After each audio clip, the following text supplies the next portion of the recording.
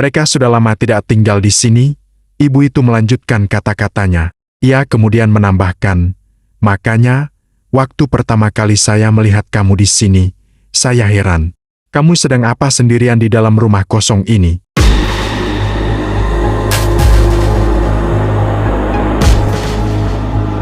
Selamat datang di channel Bagas Horror Story. Kisah ini terjadi pada awal tahun 2000-an, ketika Irma tengah berada dalam masa sulit mencari pekerjaan. Kondisinya semakin terbatas karena ia tidak menyelesaikan pendidikan formal dan tidak memiliki ijazah, yang tentu saja kesempatan kerja yang tersedia baginya pun sangatlah sedikit. Satu-satunya hal yang dapat ia andalkan hanyalah tenaga. Irma bersedia melakukan berbagai jenis pekerjaan, mulai dari membersihkan rumah, memasak, menjadi asisten rumah tangga, hingga bekerja sebagai buruh angkut di pasar, selama pekerjaan tersebut dapat memberinya penghasilan. Sebelum kisah ini kita lanjutkan, alangkah baiknya jika pendengar budiman meninggalkan jejak, kamu berasal dari mana, agar admin tahu cerita ini telah sampai kemana saja. Dan jangan lupa like, komen, dan share, agar teman-teman lain dapat berbagi kisah nyata di channel ini. Suatu hari, Irma berkeliling dengan sepeda tuanya, menyusuri berbagai tempat untuk mencari pekerjaan. Ia mendatangi rumah-rumah warga, kawasan pertokoan, warung kelontong, dan berbagai lokasi lain yang menurutnya mungkin membutuhkan tenaga kerja. Namun, setelah mencoba dari satu tempat ke tempat lainnya, hasil yang ia peroleh tetap sama, tidak ada satu pun yang memberinya kesempatan. Dalam keadaan lelah dan putus asa, Irma memutuskan untuk beristirahat sejenak sebelum pulang, mengingat hari sudah menjelang sore. Ia menghentikan sepedanya di bawah sebatang pohon, tepat di sebelah sebuah rumah besar yang menarik perhatiannya. Rumah tersebut memiliki arsitektur khas Jawa tradisional berbentuk joglo, dengan atap tinggi, tiang-tiang kayu besar, serta halaman yang luas dan tertata rapi. Irma tidak mengetahui siapa pemilik rumah itu, tetapi dari tampilannya yang bersih dan terawat, ia menduga pemiliknya adalah orang yang sangat memperhatikan kebersihan. Sambil memandangi rumah tersebut, Irma membatin, seandainya ia memiliki cukup uang, ia ingin membangun rumah besar seperti itu agar seluruh keluarganya dapat tinggal bersama. Namun Irma segera menepis pikiran itu dan tersadar dan mengingatkannya pada kenyataan pahit bahwa ia masih belum memiliki pekerjaan. Sambil menyandarkan tubuhnya yang terasa lelah di batang pohon, Irma mengeluh sendiri tentang betapa susahnya mencari pekerjaan saat itu. Dia menggerutu dalam keputusasaan dan secara tak sadar dia berkata, setan yang tidak bekerja saja pun bisa makan. Setelah merasa cukup beristirahat, Irma bersiap-siap untuk melanjutkan perjalanan pulang. Tepat saat ia hendak mengayuh sepedanya, tiba-tiba pintu rumah besar itu terbuka. Ia melihat sepasang suami istri keluar dari dalam rumah yang tampak sudah berusia lanjut. Sang suami mengenakan pakaian koko dan sarung, sementara istrinya mengenakan gamis panjang yang tertutup rapi. Irma pun menduga bahwa keduanya adalah pemilik rumah tersebut. Melihat kesempatan itu, Irma berpikir untuk mencoba peruntungannya sekali lagi. Ia segera memarkirkan kembali sepedanya, lalu berjalan mendekati pasangan tersebut dengan harapan mereka mungkin membutuhkan bantuan pekerjaan. Melihat penampilan pasangan tersebut yang tampak religius, Irma pun menyapa mereka dengan sebutan Pak Haji dan Bu Haji, karena ia tidak mengetahui nama asli keduanya. Assalamualaikum, Pak Haji, Bu Haji. Perkenalkan, nama saya Irma. Mohon maaf mengganggu waktunya. Saya ingin menawarkan jasa, barangkali Bapak dan Ibu membutuhkan bantuan untuk membersihkan rumah. Kebetulan saya sedang mencari pekerjaan, ucap Irma dengan sopan. Di luar dugaan pasangan tersebut menyambut Irma dengan ramah.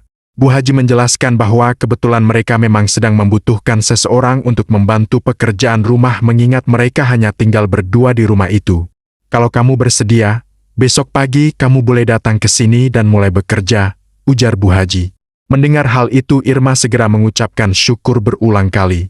Ia berterima kasih dengan penuh rasa lega dan memastikan akan datang keesokan paginya.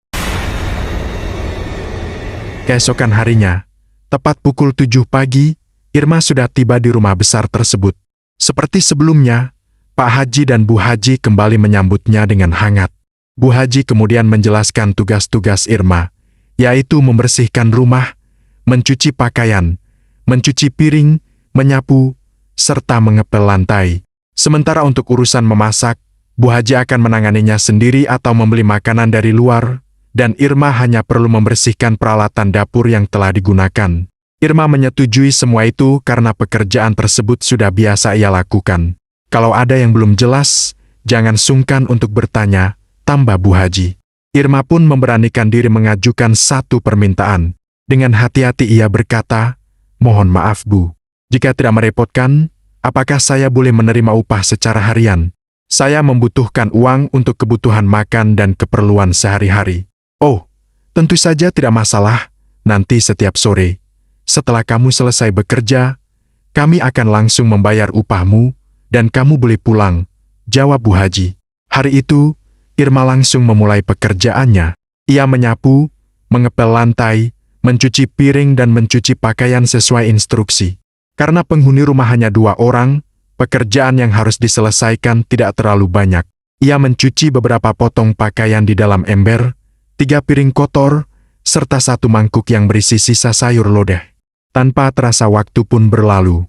Menjelang sore hari tepat setelah azan asar berkumandang, Irma telah menyelesaikan seluruh pekerjaannya. Ia berniat berpamitan untuk pulang. Saat itu Pak Haji dan Bu Haji berada di dalam kamar. Irma mengetuk pintu dengan sopan. "Pak, Ibu, saya izin pamit. Pekerjaan saya sudah selesai, saya mohon izin untuk pulang," ucapnya. Dari dalam kamar Pak Haji menjawab, "Baik nak, terima kasih ya. Upahmu kami letakkan di bawah taplak meja di samping televisi, silakan diambil." Irma menduga mereka sedang bersiap untuk melaksanakan sholat sehingga tidak dapat keluar. Ia pun merasa tidak perlu menunggu lebih lama. Setelah mengambil upah yang dimaksud, Irma pulang dengan sepeda tuanya. Keesokan harinya pada waktu yang sama, Irma kembali datang untuk bekerja. Ia melihat Pak Haji dan Bu Haji sedang duduk di teras. Keduanya menyambut kedatangannya dengan ramah seperti sebelumnya. Irma pun segera masuk ke dalam rumah untuk memulai pekerjaannya. Sikap baik dan keramahan pasangan itu membuatnya merasa senang dan semakin bersemangat dalam bekerja. Seperti hari sebelumnya, Irma memulai dengan menyapu dan mengepel lantai. Hingga saat itu, semuanya berjalan dengan normal. Namun ketika ia memasuki dapur untuk mencuci piring, ia mulai merasakan ada sesuatu yang janggal. Piring-piring kotor yang dilihatnya tampak sama persis seperti yang ia cuci di hari kemarin. Irma sangat yakin bahwa sehari sebelumnya ia mencuci 3 piring dan 1 mangkuk yang berisi sisa sayur lodeh dan kini jumlah serta jenisnya tampak tidak berubah. Apakah mereka memang gemar makan sayur lodeh setiap hari? Batinnya. Semakin diperhatikan, kejanggalan itu terasa semakin jelas. Susunan piring dan mangkuk tersebut berada pada posisi yang sama persis seperti kemarin. 3 piring ditumpuk, dengan 1 mangkuk di atasnya dan diletakkan di sisi tempat pencucian. Padahal, ia melihat banyak peralatan makan lain yang tersusun rapi di rak piring. Irma mulai bertanya-tanya dalam hati, apakah ia yang keliru mengingat, atau memang ada kebiasaan tertentu dari pasangan tersebut. Meski begitu ia berusaha mengabaikan keanehan tersebut dan melanjutkan pekerjaannya. Namun kejanggalan kembali ia temukan saat hendak mencuci pakaian. Tumpukan baju kotor yang ada di dalam ember tampak sama persis dengan pakaian yang telah ia cuci sehari sebelumnya. Irma semakin heran. Ia yakin betul bahwa pakaian-pakaian itu sudah ia cuci dan bahkan semua telah kering. Namun kini semuanya kembali berada dalam kondisi seolah belum pernah dicuci. Perasaan bingung mulai menyelimuti pikirannya. Namun Irma memilih untuk mengabaikan berbagai kejanggalan yang ia temui dan kembali melanjutkan pekerjaannya. Ia mencuci pakaian di dalam ember tersebut seperti biasa dan berusaha menenangkan pikirannya. Menjelang sore hari, seluruh pekerjaan telah selesai dan setelah azan asar berkumandang, Irma bersiap untuk pulang. Seperti hari sebelumnya, Pak Haji dan Bu Haji tidak terlihat di ruang utama. Dari dalam kamar, Irma kembali mendengar suara Pak Haji yang mengatakan bahwa upahnya telah diletakkan di bawah taplak meja di samping televisi. Tanpa banyak berpikir, Irma mengambil uang tersebut sesuai petunjuk, lalu segera meninggalkan rumah itu dan pulang. Keesokan harinya, tepat pada hari ketiga, Irma kembali datang pukul 7 pagi seperti biasa. Pagi itu ia memulai pekerjaannya dengan menyapu halaman karena ia melihat banyak daun kering berserakan di tanah. Suasana pagi terasa sunyi dan hanya suara sapu yang bergesekan dengan permukaan halaman yang terdengar perlahan. Ketika sedang menyapu itu, seorang ibu yang tampaknya merupakan tetangga mendekati Irma. Ibu itu memandang Irma dengan raut penasaran, lalu bertanya, "Kamu keluarga dari pemilik rumah ini ya?" Irma menggeleng pelan, "Bukan Bu, saya hanya bekerja di sini, membantu membersihkan rumah ini." Ibu itu tampak sedikit terkejut, lalu berkata, "Saya kira kamu masih ada hubungan keluarga dengan mereka. Tapi syukurlah, sekarang sudah ada yang merawat rumah ini." Ucapan tersebut membuat Irma terdiam sejenak. Kata-kata itu terasa janggal di telinganya. Bagaimana mungkin rumah ini dikatakan tidak terawat? Sementara setiap hari ia melihat Pak Haji dan Bu Haji tinggal di dalamnya dan kondisi rumah pun tampak bersih serta rapi. Meski merasa heran, Irma tidak menanyakan maksud perkataan tersebut. Beberapa saat kemudian, ibu itu melanjutkan ucapannya dengan nada yang sedikit pelan. "Rumah ini sudah kosong sejak 3 tahun yang lalu." Irma semakin dibuat bingung dengan perkataan ibu itu. Sesaat ia segera menoleh dan memotong perkataannya. "Tidak mungkin Bu, di dalam rumah ada Pak Haji dan Bu Haji," sanggahnya dengan nada ragu. "Mereka sudah lama tidak tinggal di sini." Ibu itu melanjutkan kata-katanya. Ia kemudian menambahkan, "Makanya, waktu pertama kali saya melihat kamu di sini, saya heran. Kamu sedang apa sendirian di dalam rumah kosong ini?" Ucapan itu membuat suasana seketika terasa berubah. Irma lalu mengatakan bahwa Pak Haji dan Bu Haji sendiri yang menerima dia bekerja di rumah tersebut dan bertemu langsung dengan mereka. Itulah sebabnya dia bisa masuk ke dalam rumah itu. Kali ini, ibu itu yang justru bingung mendengar penjelasan Irma. Dari raut wajahnya, ia terlihat seperti ingin mengatakan sesuatu pada Irma, tapi dia tidak tahu bagaimana untuk mengatakannya. Dan akhirnya ibu itu meninggalkan Irma sembari berkata untuk berhati-hati. Sepeninggal ibu itu, perasaan Irma menjadi tidak menentu. Ada kegelisahan yang perlahan muncul di dalam benaknya. Ia mencoba mencerna apa yang baru saja ia dengar. Bagaimana mungkin rumah ini dikatakan kosong, sementara Pak Haji dan Bu Haji jelas-jelas berada di dalam, pikirnya. Irma berusaha mencari penjelasan yang masuk akal. Mungkin saja ibu tadi sudah lama tidak bertemu dengan pemilik rumah, sehingga ia mengira rumah itu tidak lagi dihuni. Namun pikiran itu segera dipatahkan oleh keraguannya sendiri. Tidak mungkin selama 3 tahun mereka tidak pernah terlihat, batinnya lagi. Bukankah Pak Haji dan Bu Haji sering duduk di teras rumah? Seharusnya tetangga pasti pernah melihat mereka. Pertanyaan demi pertanyaan terus bermunculan membuat hati Irma semakin gelisah. Meski demikian, ia berusaha menenangkan diri dan menepis segala dugaan yang terasa tidak masuk akal. Akhirnya Irma memilih untuk tidak larut dalam pikiran-pikiran tersebut. Ia menganggap semuanya hanyalah kesalahpahaman lalu kembali melanjutkan pekerjaannya seperti biasa. Setelah kurang lebih 1 minggu bekerja di rumah tersebut, Irma mulai merasakan sesuatu yang sulit ia jelaskan. Perlahan ia menyadari bahwa semua pekerjaan yang ia lakukan di dalam rumah itu seakan berjalan dalam pola yang sama. Sebuah siklus yang terus berulang tanpa perubahan. Setiap hari ia selalu mencuci 3 piring kotor dan 1 mangkuk yang berisi sisa sayur lodeh. Tidak pernah lebih, tidak pernah kurang. Ia juga selalu mencuci setelan pakaian yang sama di dalam ember, pakaian yang menurut ingatannya telah ia bersihkan pada hari sebelumnya. Dan setiap kali azan asar berkumandang, Pak Haji dan Bu Haji selalu berada di dalam kamar. Mereka tidak pernah keluar, hingga akhirnya Irma pulang. Seperti biasa, upahnya selalu telah disiapkan, terselip rapi di bawah taplak meja di samping televisi. Rutinitas itu berlangsung berulang-ulang, hari demi hari, tanpa sedikit pun perubahan. Hal tersebut membuat Irma mulai merasa heran. Tidak mungkin mereka setiap hari hanya makan sayur lodeh, batinnya. Bahkan jumlah piring kotor pun selalu sama, dan diletakkan di posisi yang persis tidak berubah. Irma kemudian mencoba mengingat kembali semua kegiatannya sejak hari pertama bekerja di rumah itu. Ia menelusuri satu persatu rutinitas yang telah ia jalani, dan semakin ia mengingatnya, semakin jelas bahwa semuanya benar-benar sama, seolah waktu di dalam rumah itu tidak pernah bergerak maju. Namun ada satu hal yang paling mengusik pikirannya, pakaian yang selalu ia cuci di dalam ember. Seharusnya, setiap hari ia mencuci pakaian yang berbeda, mengingat Pak Haji dan Bu Haji tentu mengenakan baju yang berbeda pula setiap harinya. Namun kenyataannya, pakaian yang ia cuci selalu itu-itu saja. Jenisnya, warnanya, bahkan jumlahnya pun tidak pernah berubah. Pertanyaan itu terus berputar di benaknya. Mengapa ia selalu mencuci pakaian yang sama, seolah pakaian itu tidak pernah benar-benar bersih? Perasaan tidak nyaman mulai merayap perlahan dalam dirinya. Dan untuk pertama kalinya, Irma mulai merasa bahwa ada sesuatu yang tidak beres dengan rumah itu.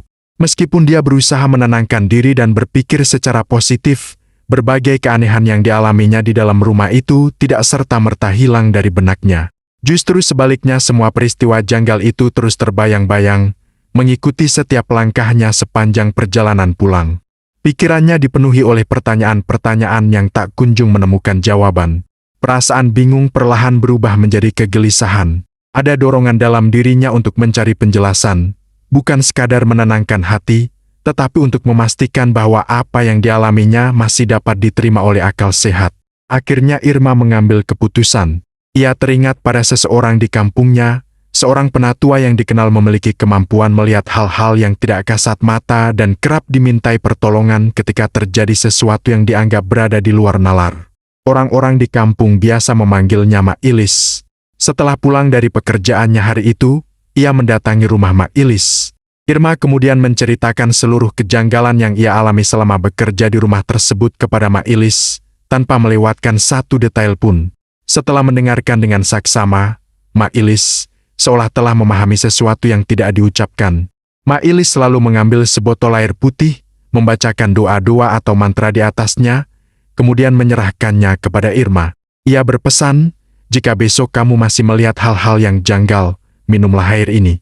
Irma menerima botol tersebut dengan hati yang bercampur antara harap dan cemas. Ia mengangguk perlahan, memahami bahwa itulah yang harus ia lakukan.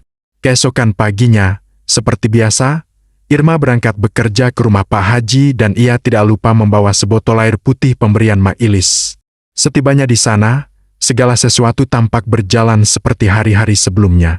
Namun kali ini perasaan Irma berbeda. Rasa penasaran yang selama ini ia tahan mulai memuncak, bercampur dengan ketakutan yang perlahan merayap dalam dirinya.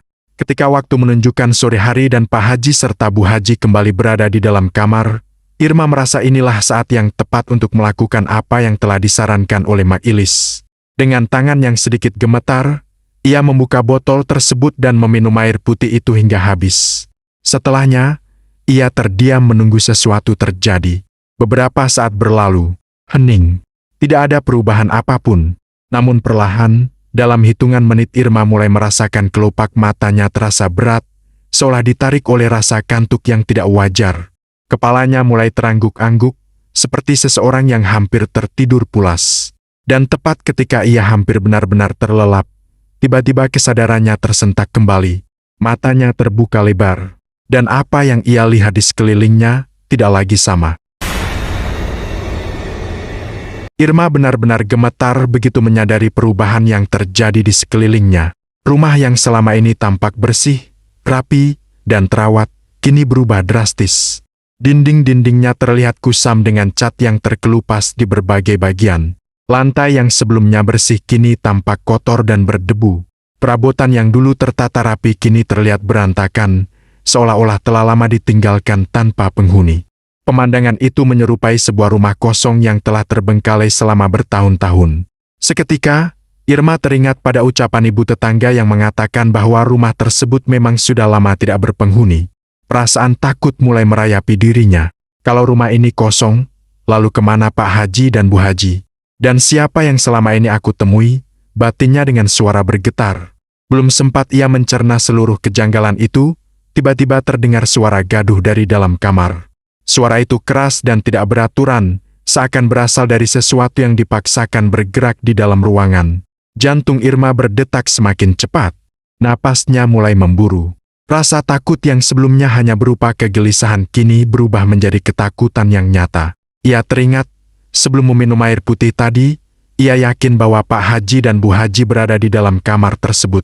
Dengan tubuh yang mulai lemas, Irma menatap pintu kamar itu tanpa berkedip, seolah menunggu sesuatu yang tak ingin ia lihat, namun tak mampu ia hindari. Dan benar saja, perlahan, pintu kamar itu terbuka dengan sendirinya. Dari dalam ruangan yang gelap, muncul dua sosok yang membuat darah Irma seakan berhenti mengalir. Keduanya adalah sosok pocong. Wajah mereka hancur, tidak utuh, namun memiliki kemiripan yang jelas dengan Pak Haji dan Bu Haji, dua orang yang selama ini ia anggap sebagai pemilik rumah tersebut. Dengan senyum yang menyeringai, salah satu sosok itu berbicara dengan suara yang dingin dan menyeramkan. Katanya, mau cari kerja nak, ikut kami saja. Kalimat itu terasa seperti bisikan yang menusuk langsung ke dalam kesadaran Irma. Tubuhnya seketika kaku. Ia ingin berteriak, namun suaranya seakan terkunci. Ia ingin berlari, tetapi kakinya tak mampu digerakkan. Sementara itu, kedua sosok tersebut perlahan semakin mendekat ke arah Irma yang kini hanya bisa berdiri dalam ketakutan. Air mata mulai mengalir di pipinya. Ia tidak mampu melakukan apapun selain menangis dalam diam sembari berdoa. Dan tak lama kemudian, tubuhnya yang sudah tak lagi mampu menahan rasa takut itu akhirnya melemah. Irma pun ambruk dan pingsan. Irma tidak mengetahui berapa lama ia tidak sadarkan diri. Namun dalam kondisi setengah sadar, ia mulai merasakan keberadaan banyak orang di sekelilingnya. Ketika perlahan membuka mata, ia mendapati dirinya telah dikelilingi oleh beberapa warga. Tubuhnya terasa lemah, sementara pikirannya masih dipenuhi bayangan mengerikan yang baru saja ia alami. Ternyata ibu tetangga yang sebelumnya sempat berbincang dengannya, mendengar suara teriakan dari dalam rumah tersebut. Merasa curiga, ia segera mendekat untuk memeriksa keadaan dan terkejut saat mendapati Irma tergeletak tak sadarkan diri di dalam rumah itu. Tanpa membuang waktu, ibu itu memanggil warga sekitar untuk meminta bantuan. Mereka kemudian membawa Irma keluar dan membawanya ke rumah sang tetangga untuk mendapatkan pertolongan. Namun ada satu hal yang membuat warga heran. Rumah itu dalam keadaan terkunci rapat, tapi mengapa bisa Irma berada di dalamnya? Karena itulah, warga terpaksa mendobrak pintu untuk dapat masuk dan menyelamatkan Irma. Setelah beberapa saat, warga berusaha menenangkan Irma yang masih dalam keadaan syok. Ketika kondisinya mulai membaik, Irma akhirnya menceritakan seluruh kejadian yang dialaminya secara rinci, mulai dari hari pertama bekerja, kejanggalan yang ia temui, hingga peristiwa terakhir saat ia melihat dua sosok pocong yang menyerupai Pak Haji dan Bu Haji. Mendengar cerita tersebut, para warga saling berpandangan. Mereka pun menjelaskan bahwa rumah itu memang benar milik pasangan suami istri yang dikenal sebagai Pak Haji dan Bu Haji. Namun sudah sekitar 3 tahun lamanya mereka tidak pernah terlihat lagi. Tidak ada seorang pun yang mengetahui keberadaan mereka, apakah masih hidup, telah meninggal dunia, atau pergi meninggalkan rumah itu untuk menetap bersama keluarga lain. Tidak ada seorang warga pun yang mengetahuinya. Mereka juga tidak pernah melihat rumah itu didatangi dan tidak ada aktivitas di rumah itu. Sejak saat itu, rumah tersebut menjadi kosong dan perlahan menjadi terbengkalai. Dengan demikian, dapat dipastikan bahwa sosok yang selama ini ditemui oleh Irma bukanlah Pak Haji dan Bu Haji yang sebenarnya. Kemungkinan besar, sosok tersebut hanyalah makhluk gaib yang menyerupai wujud mereka. Penjelasan itu membuat Irma semakin terguncang. Ia tidak pernah membayangkan bahwa selama ini dirinya bekerja bukan dengan manusia. Setelah merasa cukup kuat, Irma memutuskan untuk pulang ke rumahnya. Ia berjanji pada dirinya sendiri untuk tidak pernah kembali ke rumah besar tersebut. Setibanya di rumah, Irma segera memeriksa uang upah yang selama ini ia terima. Sebagian telah ia gunakan untuk kebutuhan sehari-hari, sementara sisanya ia simpan di dalam celengan.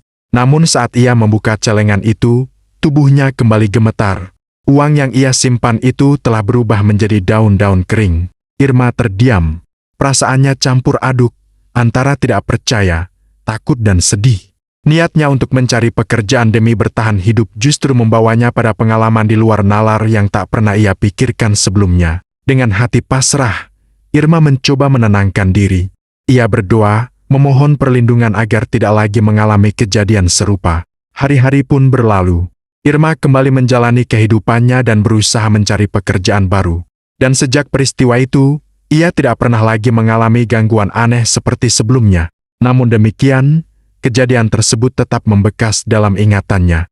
Sesekali, rasa takut masih muncul ketika ia teringat kembali apa yang pernah ia alami di rumah itu.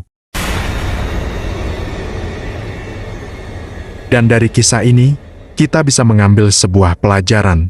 Terkadang, tanpa disadari, ucapan yang kita anggap sepele dapat menjadi doa bagi diri sendiri. Seperti halnya Irma, yang pernah mengeluh bahwa bahkan makhluk yang tidak bekerja pun bisa makan. Oleh karena itu, Sudah sepatutnya kita menjaga sikap dan lisan dimanapun kita berada. Sekian dulu kisah nyata horor kali ini. Sampai jumpa di kisah nyata horor berikutnya.